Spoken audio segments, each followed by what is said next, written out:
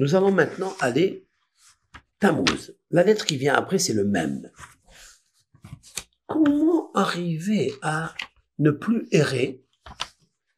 Comment arriver à corriger la vue, l'écoute, l'odorat et le goût? Nous allons prendre la lettre Lamed. Si vous avez les psaumes, sortez-les. Qu'est-ce que le roi David dit dans le psaume même, qui commence par la lettre même? Ma ahavti toratecha kol hayom misihati. Combien j'aime ta loi. Tout le temps, elle est mon étude. Elle est mon dialogue. Elle est l'objet de mes méditations. Tiens. Vous savez que David Amelech, il a fait un choix. Pikudecha baharti. Il l'a dit. Dans le psaume 400. En fait, 400. Si on prend la dîme de 400, c'est le 40. C'est le même. De Tammuz. Et qu'est-ce qu'il a dit? J'ai choisi tes préceptes, tes prescriptions. Oui. Maintenant, dans le psaume même, il dit, ma ahavti Torah. Combien j'ai choisi ta Torah, combien je l'aime. Kol hayom, tout le temps, elle est ma méditation. Incroyable. C'est-à-dire qu'il est en train de parler avec des rois. Il est en train de parler avec ses serviteurs. Il est en train de parler avec l'armée. Il est en train de parler avec sa famille. Et sa tête, elle est dans la méditation des lois de Dieu. Tiens. Vous avez vu que le roi David, c'est pas n'importe quelle personne qu'on lui attribue des forces insoupçonnées, des forces grandioses. On aurait pu dire comme ça, non? Et on le dit jusqu'à maintenant. Mais la réponse, elle est, je suis en train de errer comme un agneau qui est égaré. Ça, c'est la puissance de l'homme. C'est de dire toujours, j'ai besoin de toi, Hachem. Viens me chercher. Je te demande, Hachem, de venir me chercher. J'ai besoin de toi. J'ai besoin que tu mettes tes mains pour me sauver. Il y a des loups autour de moi. Je suis qu'une brebis. Et quand elle est égarée dans la jungle, elle a plus de 99,99 de morsure pour avoir une morsure que d'être sauvé. Mais si toi, l'Éternel, tu interviens, tu viens me chercher, personne ne me touchera, aucun prédateur ne me touchera, parce que en od milevado, il n'y a pas une autre force que toi, Je n'ai craint de rien. Des myriades de peuples qui m'ont entouré, qui ont entouré Jérusalem, qui m'ont entouré, je suis là encore. Ils ont mordu des agneaux. Ils ont tué des agneaux. Mais tu es encore là. Parce que tu es venu me chercher. Et quand un juif, quand une personne, elle est dans la détresse, et elle lève les yeux vers Hachem, et lui dit que ma parole, que je viens de dire parce que j'étais choisi, et que je n'ai autre sauveur que toi, et que ma parole viendra à toi, et je suis une brebis faible, égarée, et à tout moment, je peux être la proie du détracteur, du prédateur, et à toute heure. Alors je t'appelle. Aide-moi. En ce mois de Tammuz, c'est ça qu'il faut faire.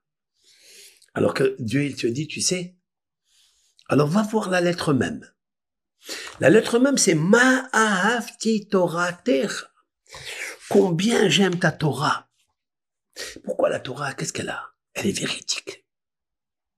C'est le seul moyen, c'est le seul arme qui peut me sauver. Parce qu'elle est une vérité. Vous savez d'où j'obtiens qu'elle est une vérité? Regardez les initiales. Ma, combien? Ahavti, j'aime. Toratecha, ta Torah. Même Aleph Tav. Même Aleph Tav, c'est les initiales du mot Emet. La vérité.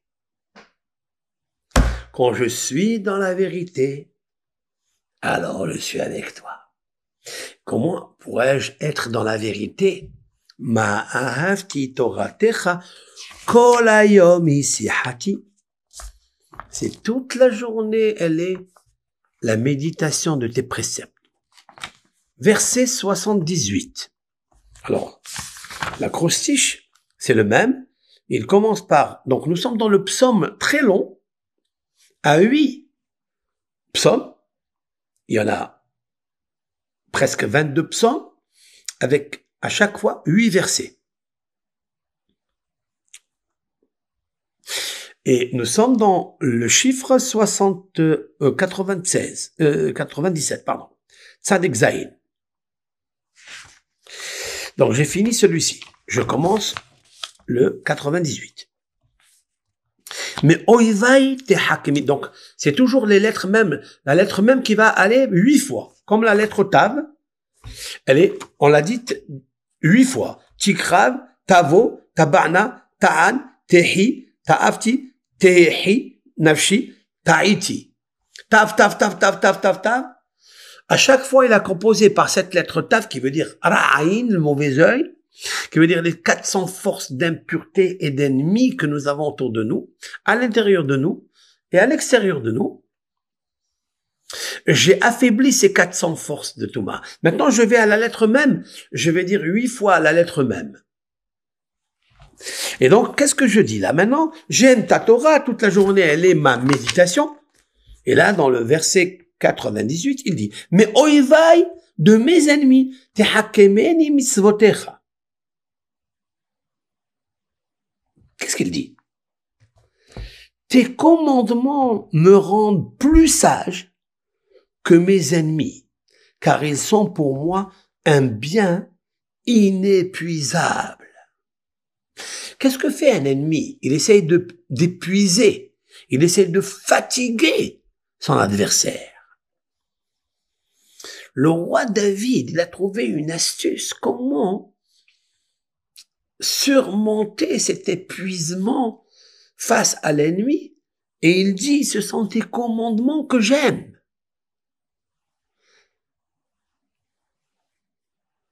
Ils sont pour moi un bien inépuisable. Ça veut dire que nous pouvons trouver le confort dans les préceptes et les lois de la Torah. Il faut aller les chercher. Vous allez me dire, mais c'est des contraintes. Le roi David a dit dans le psaume Tav, ce sont des délices. Elles font partie de la nourriture de mes entrailles. C'est ce que je mange. C'est ce que je médite. C'est mon choix. Verset 99. Mikol melabeda iskalti. Je suis plus avisé que tout. D'accord? Mes précepteurs. Car tes vérités sont le thème de mes réflexions.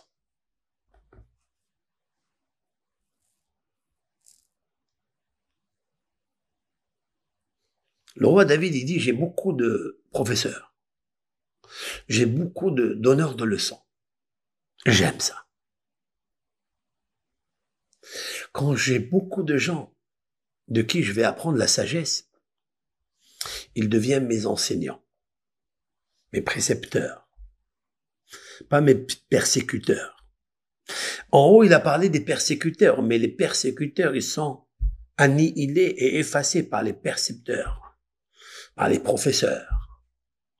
Ça veut dire, c'est pas seulement que moi j'aime la Torah, je l'ai choisie, j'étudie, je médite, mais ça va plus loin, c'est que j'ai envie d'apprendre des autres. Parce que j'ai envie de parler, de causer. Mon dialogue, ma siha, ça veut dire mes leçons, ma parole, elle vient juste de Edvotecha, ce sont tes témoignages. Ce sont tes paroles, Dieu. Verset 100. Mizekenim et bonan, ki pekodecha natsarti. J'ai plus d'expérience que les vieillards, car je respecte tes préceptes. Tiens, les vieillards, quand on va choisir les vieillards, ils sont où aujourd'hui? Ils peuvent être intelligents à un certain moment, mais quand ils vieillissent, c'est naturel, devient Alzheimer. Ils se rappellent plus de ce qui se passe, de ce qu'ils ont fait. Et on doit les interner dans des endroits spécialisés pour les rééduquer et leur rendre la vie un peu agréable.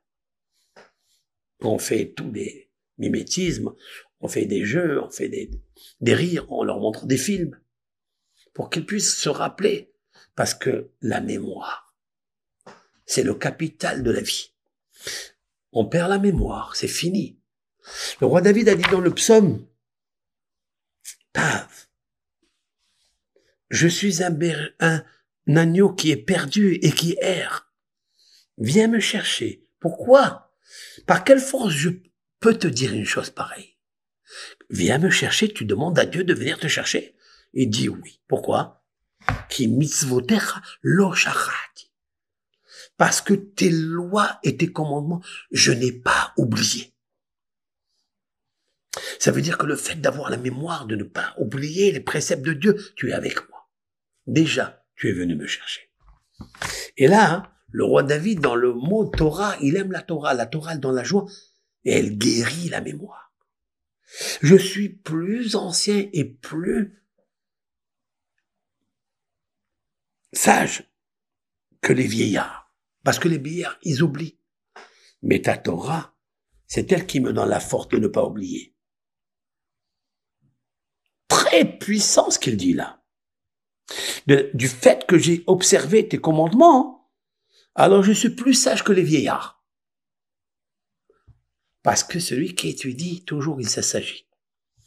C'est-à-dire le volume de vibration de sa mémoire et tous les composants qu'il y a dans le cerveau, il brille grâce aux lettres de la Torah, aux lois de la Torah, aux louanges que tu fais à Dieu. Les lettres guérissent la mémoire. Et j'oublie pas. Je peux être une brebis égarée parmi, dans l'exil, les affres de l'exil. J'ai des ennemis, j'ai des microbes, j'ai des virus qui m'entourent. Mais qu'est-ce qui est antibactérien et antivirus? Antioxydant, c'est quoi? C'est de ne pas oublier ta Torah. Et cela me donne une joie de t'aimer. Ma'ahavti Torah. J'aime ta Torah. J'aime ta Torah. J'aime ta Torah. Alors, donne-moi la lumière dans le cerveau, dans la mémoire, dans le souvenir. Donne-moi dans les 7 sites du cerveau, là où il y a la vision, l'écoute, le toucher, l'odorat, le goût, le souvenir, l'intelligence, le discernement. Donne-moi dans les 7 composants qu'il y a dans le mémoire, dans le Aleph, dans la lettre Aleph qui configure comme le Aleph, bien sûr, la lettre Aleph écrite en cursive, comme le Sefer Torah. Il y a 4 parties dans chaque coin. 4 fois 4, 16. Il y a le mot Aïe. Aïe, ça veut dire où tu es, Dieu. Aïe, où tu es. Aïe. Aleph, Yud, He. Aïe, c'est 16. Aïe, mais comme Kevodo. Où tu es, te trouves, Dieu. Tu te trouves dans le cerveau de l'homme. Aïe, valeur numérique. Aïe, où tu es. Keter iteno lecha, dans la couronne, c'est le cerveau, c'est le Aleph. Et on dit Aïe, mais comme Kevodo le hariso. Où se trouve Dieu pour lui faire des éloges? Il se trouve dans ton cerveau, il se trouve. Et Aïe, ce sont les 4 dans les parties du Aleph. Hein? 1 minute, je vais vous marquer. Parce que là, je suis en train de dire quelque chose d'abstrait. Je vais vous le marquer pour que vous puissiez comprendre bien ce que je veux dire. C'est par rapport à l'Alzheimer et à l'oubli. Comment retenir? Voilà. Vous avez ici la lettre Aleph en cursive, là. Vous voyez? Si vous regardez bien le cerveau, l'anatomie du cerveau, elle est comme ça.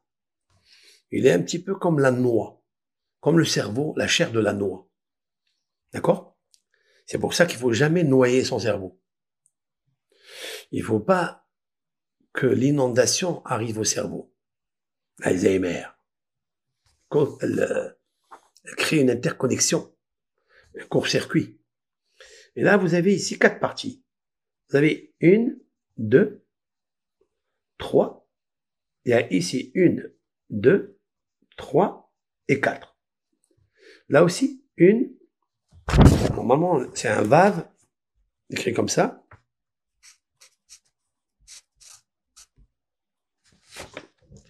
Vous avez aussi les 4 parties ici. 1, 2, 3 et 4.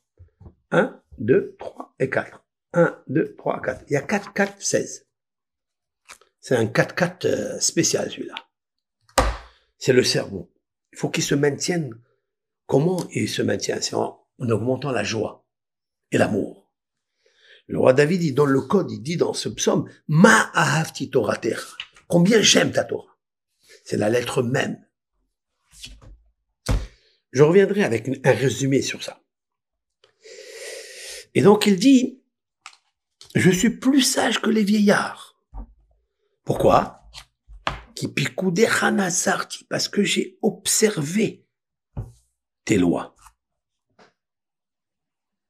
Je respecte tes préceptes. Le verset 101. Mikol orah ra kaliti raglai. J'ai tenu mes pas éloignés de tout mauvais chemin. Très beau ce qu'il vient de dire maintenant. Vous avez des chemins mauvais. J'ai tenu mes pas, mes pieds, éloignés de tous ces mauvais chemins. Il fait référence ici au psaume 1. Le premier psaume, l'homme, quel est l'homme heureux?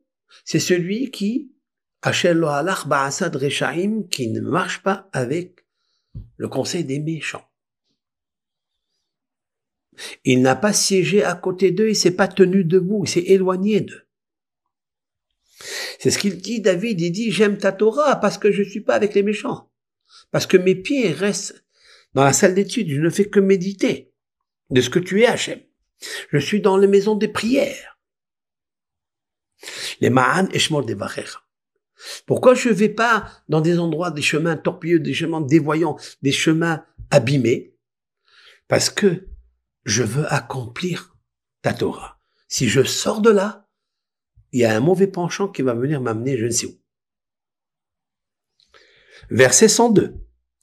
Mimishpatecha lo sarti. Il le dit maintenant. Je n'ai point dévié de tes règles, car c'est toi qui m'as instruit. Mishpatecha lo sarti ki ata oretani. Et là, il vient de dire quelque chose de puissant. Mon vrai maître, c'est toi. C'est toi qui m'as enseigné. Tu sais pourquoi j'aime ta Torah? Parce que je te connais. Tu sais pourquoi je te connais? Parce que j'aime ta Torah.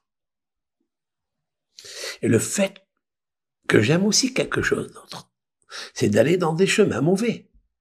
Et comme j'ai retenu mes pieds d'y aller dans des chemins mauvais, je ne suis pas allé avec les railleurs et les moqueurs, et ceux qui ont de mauvais complots contre toi, Hachem. J'ai retenu mes pieds de marcher dans ces mauvais chemins. Et donc, je me suis tenu debout dans tes lois. Alors, Akadosh Baruch Hu, sauve-moi. Parce que tu es mon enseignant. C'est toi qui m'instruis.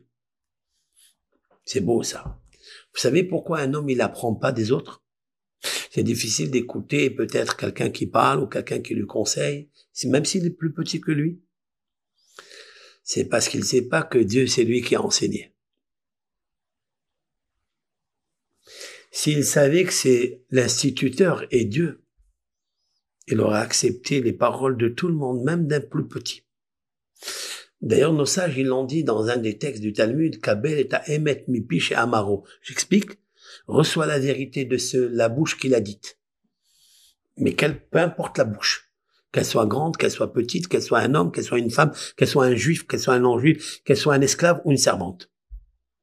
C'est une vérité, reçois-la. Pourquoi? Parce que l'instituteur de la vérité, c'est qui? qui ata oretani. Parce que c'est toi, Hachem, qui m'enseigne. C'est un cours très vaste.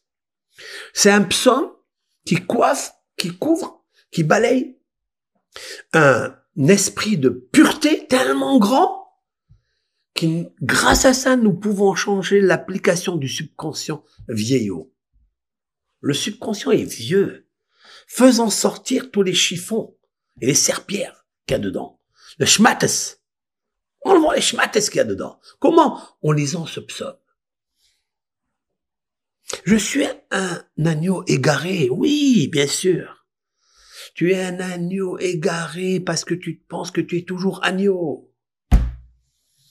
Tu n'as pas encore compris que la Torah, l'institutrice, la donneuse de leçons, elle est venue de l'instituteur unique, Hachem. Pourquoi je t'aime, Dieu? Parce que tu es celui qui m'instruit. Donc, comme tu es celui qui m'instruit, je m'instruis bien. Et je reçois, je m'imbibe. Toutes tes paroles, ils rentrent dans mon corps, dans mon cœur, dans mes entrailles. C'est un délice. Si toi, la parole, toi qui es Hachem, toi qui es bon, toi qui aimes le bien, tu nous as créés pour le bien, donc tu donnes que des paroles bonnes. Pourquoi les lois vont être des contraintes? C'est un semblant de contraintes. Mais si je dis que ce sont des délices parce que l'instructeur, c'est autre chose. Viens me chercher. Je suis une brebis égarée, viens me chercher. Car tes lois, je n'ai pas oublié. Verset 103. Manim letsu lehiki imratecha. Midevash lefi. Et là, ça confirme ce que je vous dis jusqu'à maintenant. Il dit quelque chose de beauté. Je vais le traduire. Que tes paroles sont douces à mon palais, le miel les moins à ma bouche. Waouh! Le miel, il est bon à ma bouche. Le roi David dit, le miel, il est bien, il est bon, mais tes paroles sont encore plus douces que le miel à ma bouche. Quel délice! Ah, tes paroles, elles sont dures des fois, Hachem. C'est des lois difficiles. Quoi, faire ça, et ça, et ça, et ça, et ça, et ça. Oui, tu es loin. C'est parce que tu es le brebis égaré, tu n'as pas de force, tu es relâché de toutes ces forces lumineuses. C'est un brebis égaré. Alors, dis quelque chose. Viens me chercher. Mais tu peux pas lui dire, viens me chercher parce que tu as choisi des chemins où tu as amené tes pieds. Et tu as fait des addictions et tes pieds et tes lèvres, elles chantent pas des louanges. Elles chantent la misère, le stress. Elles s'insurgent. Elles maudissent. Est-ce que tu n'aimes pas la Torah? Parce que si tu étudies la Torah et les psaumes convenablement, ça devient une arme délicieuse. Tes lois deviennent plus mielleuses que le miel. Waouh! Je vous dis la vérité, je vois plus le mois de Tammuz comme je le voyais jusqu'à maintenant. Parce qu'en fait, tout cela, c'est que de l'illusion. Tout ce qu'on dit, les jours maigres, les semaines maigres, il n'y a plus de viande, il n'y a plus de musique, il n'y a plus, on se stresse. Ça devient amer. En lisant ces psaumes, nous allons les rendre délicieux, ces jours-là. Ne gâchons pas les jours des étincelles. Je termine ça et je reviens à ce que je veux dire. Le verset 104. Mi pikudecha et bonan. J'ai puisé mon savoir dans tes préceptes. C'est pourquoi je hais toute voix mensongère. Voilà la guérison du mensonge. Le mensonge, il lui faut une recharge. Il lui faut quelque chose, un adversaire. Quel est l'adversaire? C'est de contempler dans tes préceptes. Si quelqu'un y médite des préceptes de Dieu, et après il les rend exquis et délicieux à sa bouche, mieux que le miel, le mensonge s'évapore. Il n'a plus place. Il n'a aucune force de tenir. Parce que le mensonge n'a aucun goût. Le mensonge n'a aucun goût. C'est vrai ou pas? Celui qui dit du mensonge, il a un goût sur ça?